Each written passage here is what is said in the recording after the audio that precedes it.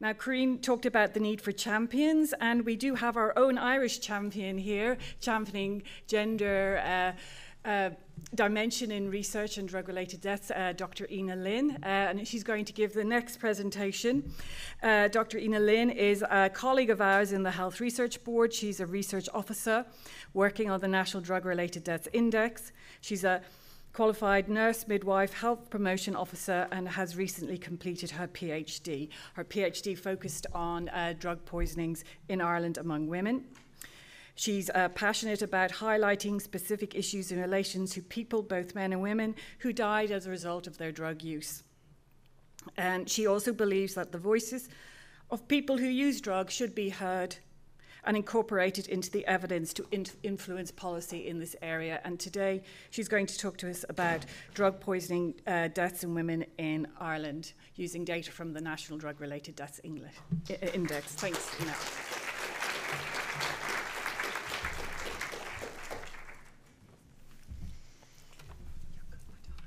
Thank you. I think the last time I was called a champion was when I won an All-Ireland medal for handball, which is unique for women. So yeah, as Susie said, I'm going to talk today about drug poisoning deaths among women in Ireland. But I'm not going to just focus on women, I'm going to compare them to what we found on drug poisoning deaths among men. So I suppose the first question you may ask is why the need to focus on women?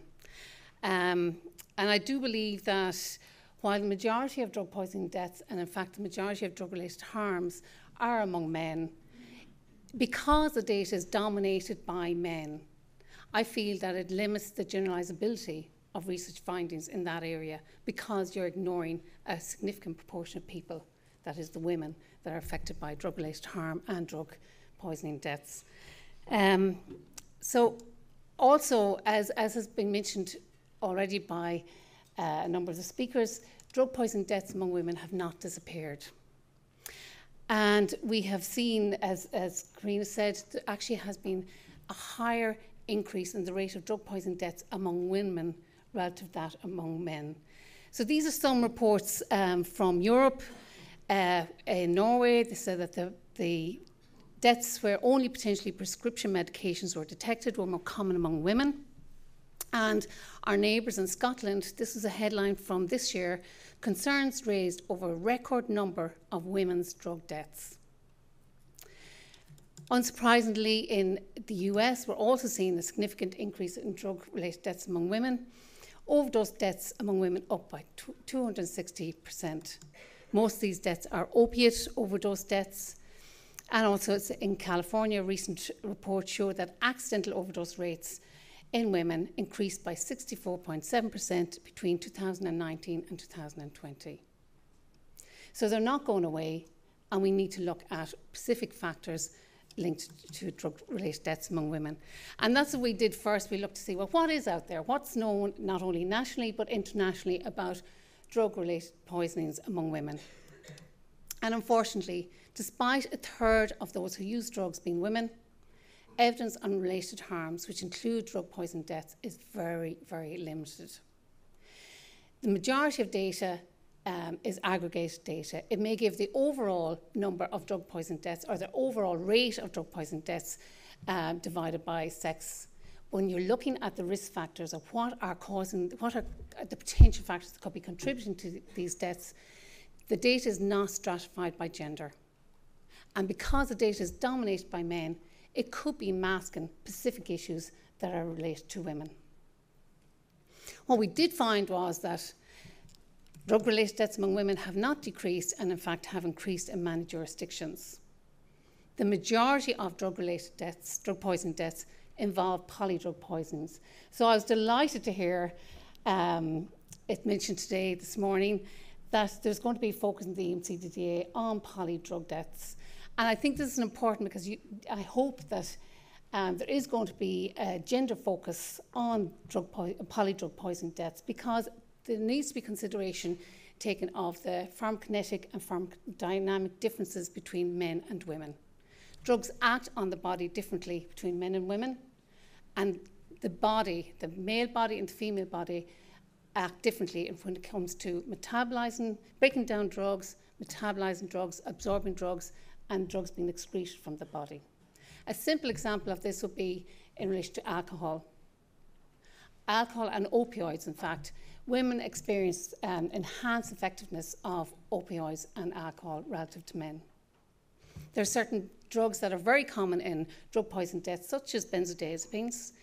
Benzodiazepines have a long duration of action in the female body compared to the male body. And one of the drugs that we saw an increase in recent years, pregabalin. Pregabalin is slower to be released by the kidneys in a female body compared to a male body. So I do believe that these issues need to be taken into consideration when you're looking at polydrug poisoning deaths. The majority of deaths among women are prescribable drugs, and interestingly, when you look at what drugs are involved, some of the main drugs, such as diazepam and methadone, there was very little, if no, representation in phase 1, phase 2 clinical trials involving these drugs. There are many reasons for this. Historically, the male response to drugs was seen as the norm. Also, there was an issue of take away the hormones because they may impact on the work of drugs. So female hormone variation, it was decided to exclude women because it may affect the drugs too much. And then following on from the thalidomide issue, in 1977, the FDA recommended that women of childbearing age should be excluded from drug clinical trials. However, these drugs, such as diazepam, where there was no women included in the drug clinical trials, are routinely prescribed to women of childbearing age. We know that drug poison deaths represent a higher proportion of suicides among women, and we know, as Karina has illustrated in her presentation, there are many barriers that are specific to women accessing treatment. So the first study, I'm just going to going to give you a summary of 3 studies. One of the first ones is Trends in Drug Poison Deaths by Sex in Ireland. And this includes data from 2004 to 2017. And you may ask, why isn't more recent data? Well, just to give you a brief outline on where this data comes from. It comes from the National Drug-Related Deaths Index. And we collect data from 4 sources, but our main rich source of data is from closed coronial files. So when a death investigation is complete in Ireland, we can get access to that file. But unfortunately, there is no national coronial database in Ireland. So this means that we go around to each of the coroner's offices and manually go through each of their death investigation files. And on an annual basis, there can be over 20,000 deaths reported to the coroner. So it takes up a considerable amount of our time. Unfortunately, with the public health restrictions that were necessary for COVID-19, this curtailed our data collection. And it also delayed the completion of death investigations by the coroners throughout Ireland. But we have a great relationship with them, and they have welcomed us back into their offices, and we are catching up on data collection, and we will produce more up-to-date data in the first half of next year. But looking at the trends between 2004 and 2017, there was an overall increase in drug poison deaths in Ireland. It was mainly driven by deaths among men.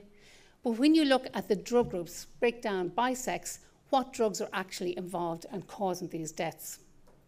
You can see for men, on an average annual percentage change increase, the main drug was cocaine, followed by benzodiazepines, antidepressants, and prescription opioids.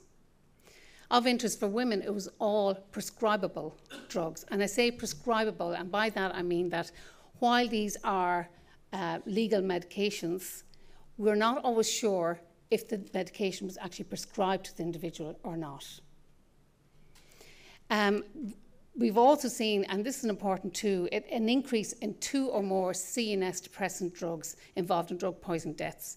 And why I say this is of concern for women is because central nervous system depressant drugs, they affect, as I mentioned, they affect the action of drugs, and the way the body relates to drugs are mainly impacted on CNS depressant drugs for women.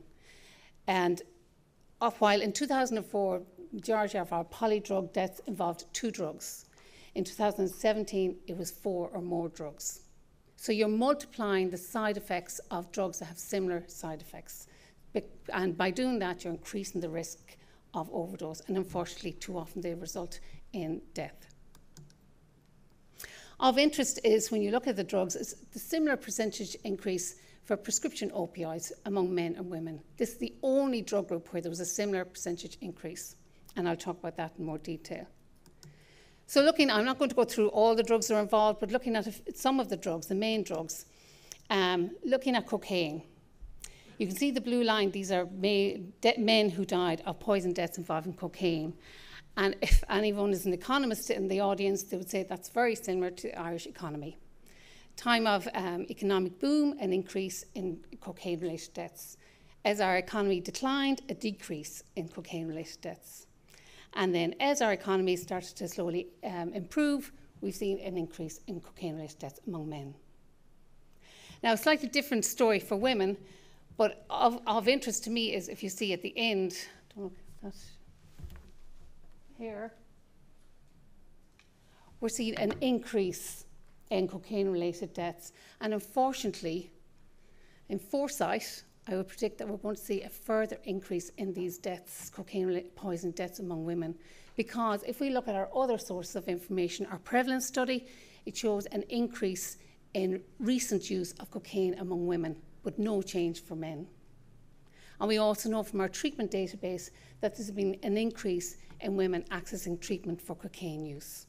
So unfortunately, I would predict that that figure is going to rise.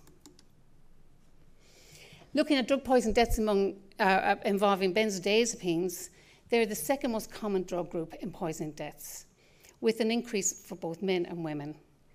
However, if I think it's important to look at what other information you have, and if you look at the primary care reimbursement system, which shows the dispensing of benzodiazepine items during that same period, there was actually a decrease in the dispensing of benzos during that time period. A lot to do with increased guidelines that were necessary in relation to overprescribing of benzodiazepines, but did that result in more street use of benzodiazepines? And we've seen that in our neighbouring countries, in Scotland, where they've seen a significant increase in street benzos being involved in drug poisoning deaths. Looking at prescribable opioids, the majority of these deaths involved methadone, 61%. And we know that of those drug poisoning deaths involving methadone, 4 in 10 people were on prescribed methadone. We know this because they were registered on the central treatment list. Now, undoubtedly, being in treatment is a protective factor against all-cause mortality. And just of note, you will be, those of you who are familiar with the central treatment list will know that people can remain registered on the central treatment list up to 30 days after they last left treatment. So there is the possibility that some of these people could have left treatment, and there's also this possibility that some of these people were at the beginning of the treatment, and these are 2 periods of high risk for overdose. But what is interesting to me when I looked at the difference between men and women, you can see here clearly there's 2 different pictures. For men, the majority of drug poisoning deaths involving methadone involved street methadone. 1 in 3 of those deaths that involved methadone involved street methadone. And you can see there the highest rate was in 2011. And that was when there was a shortage of heroin, not only in the Irish drug market, but also across Europe. So despite the shortage of heroin, the problem did not go away. People still had their opioid dependency, so they had to get their opioids somewhere else. So did they turn to street opioids, and that was street methadone. But for women, the majority of drug poison deaths involving methadone involved people who are on the central treatment list. But going back to Karina's presentation, where she showed the barriers to treatment, the high dropout of treatment, and women coming into treatment at a crisis stage in their drug use. So they're more complex, more difficult to treat, but they need more services. I mentioned the pharmacokinetics and pharmacodynamics in relation to difference between sexes, and we have seen an increase in the involvement of 2 or more CNS depressant drugs. And what do I mean by CNS depressant drugs? They are benzos, opioids and alcohol. They are our main CNS depressant drugs. But we are seeing an increase in antidepressants, that are CNS depressants, and pregabalin involved in these deaths. So on to pregabalin, because this was one drug, and as mentioned earlier, foresight is great in this area. We noticed this earlier on in our data, and we decided to look at it in more detail and to see were there specific factors linking women to pregabalin-related deaths compared to men. So we looked not only at the drug poison deaths, but we looked at the toxicology of all drug poison deaths and extracted data on deaths where toxicology was positive for pregabalin. And we found that people who died of drug poison death and had a history of opiate misuse were almost twice as likely to have pregabalin on the toxicology than those people with no history of opiate misuse. And when we stratified the data by sex, this risk factor remained significant for men, but not for women. So men who had opiate misuse. Those who died of a drug poison death and were in treatment for substance use dependency, which in the main was opiate agonist treatment, they were twice as likely to have pregabalin on their toxicology, with this risk factor higher for women relative to men. And those who died of a drug poison death and had pregabalin on the toxicology, almost all of them had other CNS depressant drugs present on their tox, with women 3 times more likely to have 2 or more other CNS depressant drugs on toxicology than men. We also looked at suicide drug poison deaths, and we compared the characteristics of suicide to non-suicide drug poison deaths by sex.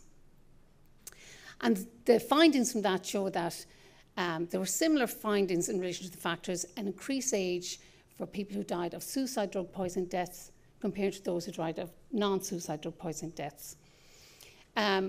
Suicide drug poison deaths, people had a higher rate of mental illness. In fact, they're 5 times more likely to have a history of mental illness, 7 times more likely to have a history of mental illness, 5 times more likely to have a history of a previous overdose, and chronic pain.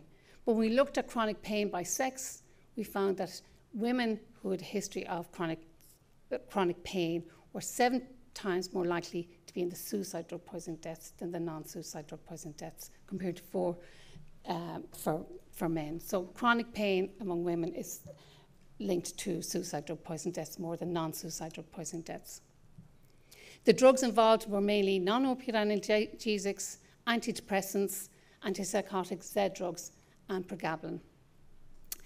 So looking at sex difference, as I said, similar findings for factors associated with suicide drug poison deaths, with a small variation in the magnitude of effect. Slightly higher significance for women for non-opioid analgesics and antipsychotics. And although the numbers were low, pregabalin was associated with suicide drug poison deaths among women only. Also looking, if you notice that the media reports are predominantly about women, and I just picked out 2 recent media reports. Well, this was in the Irish Times. Child spends night with mother's body in homeless accommodation. Son who has autism was alone in the corridor. The mother of the person who died said her daughter had lost hope in the weeks before her death and had told her sister, "I can't do this anymore." The coroner returned an open verdict saying the cause of death was opiate toxicity. A second media report: woman changed prescription to get more drugs, ink was told. This is a young mother of 4 who died after accidentally overdosing on painkillers and changed her prescription to get more drugs. She changed her prescription to get more pregabalin. The coroner said she had developed a habit of over-medication on painkillers, sometimes mixed with alcohol, since the breakdown of her relationship 8 months beforehand. So I just think those 2 reports alone highlight a lot of stress related to women who take drugs.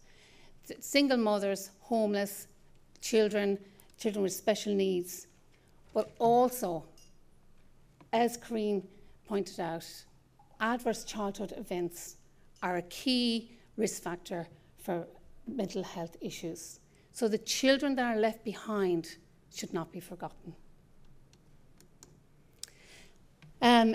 A recent report in Ireland showed that, which was published by Trinity College, it showed that perceived fear of losing children is a major barrier to women accessing addiction treatment. And as if you go back to the methadone chart, are these people, there's so many barriers to getting access to treatment. We need to decrease these barriers and get people into treatment at an earlier stage in their drug use. So the following on from there was 2 studies done in Ireland and they were published last year, one from Trinity College and the other from UCD in conjunction with Merchants Quay Ireland and South Inner City Drug and Alcohol Task Force. And they summarised similar findings to what Corinne has found in the European study. Women report a reluctance to engage in services as a result of fear of stigma, judgment and shame, fear of children being removed from their care, past negative experiences with service providers. So if somebody has a past negative experience with the service provider, there is a danger that they are not given the true extent of their drug use to the service provider. And if the service provider does not know the true picture, how can they provide the optimal treatment? Compared to men, women who tend to seek treatment at a time of crisis, women experience domestic violence at a higher rate than men, and as Corinne said, women have more serious psychosocial problems on entry to treatment. And I do believe that while pharmaceutical treatment is extremely beneficial, there needs to be more resources in primary care and in health service provision to incorporate more non-pharmaceutical treatment into the service, not only to women, but also to men.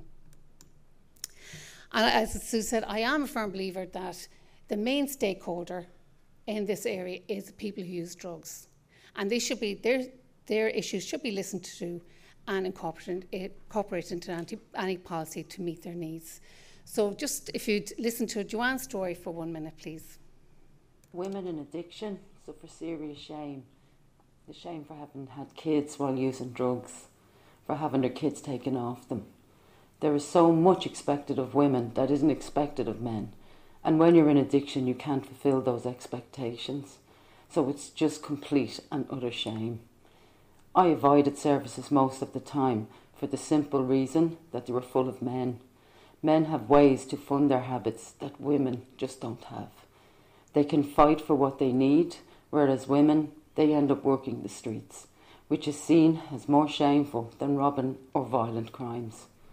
Without a shadow of a doubt, I would have 100% used a women's only centre if there had have been one in Dublin. Even the sound of it just makes me feel safe, gives me a sense of comfort. So thank you to Merchants Quay Ireland for allowing me to use that clip. And I do think it summarises a lot of the issues that women face in relation to their drug use. So take-home messages. I do believe there should be consideration given for women-specific treatment services in Ireland, and I know Merchants Quay Ireland have opened one recently. This has only been the last year that there's been more openings for women-specific treatment services. But in addition to that, I do see, as Corinne also mentioned, mainstream services should be amended to be able to provide a safe and accessible service for women. Women need to get into treatment earlier. There need to be early access into treatment services. The presence of dual diagnosis is higher for women than men, and there needs to be an increased wraparound services so that there's increased psychosocial supports for women who want to access treatment. I do believe that ongoing and future research work should include stratification by sex so that we can see, are there any hidden risk factors that are specific for women? And future policy development should include a gender-informed approach. Those studies have been published in peer-reviewed journals, and you can access them through the HRB National Drugs Library. Thank you.